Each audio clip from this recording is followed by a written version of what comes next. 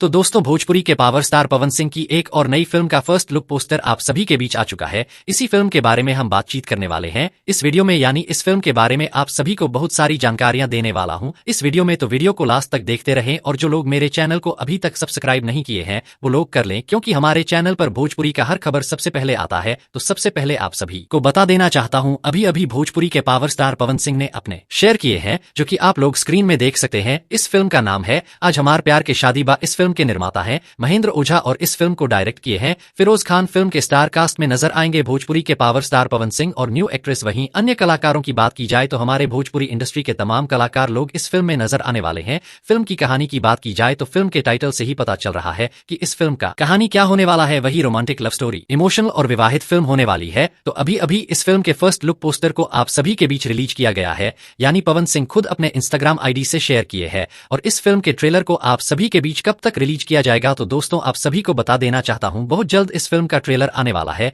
यानी 10 से 12 दिन के अंदर में इस फिल्म का ट्रेलर आप सभी के बीच आ जाएगा। और हमको लग रहा है कि इस फिल्म को डायरेक्ट टीवी पे ही चलाया जा सकता है। बाकी इस फिल्म का फर्स्ट लुक पोस्टर आप सभी को कैसा लगा हमें नीचे कमेंट बॉक्स में जरूर बताइएगा और हमारे इस वीडियो को आप लोग पूरा जरूर देखिएगा। और दोस्तों भोजपुरी के पावर स्टार पवन सिंह का वीडियो पसंद आया तो ज्यादा लाइक करें, कमेंट करें, शेयर करें, सब्सक्राइब करें। धन्यवाद दोस्तों।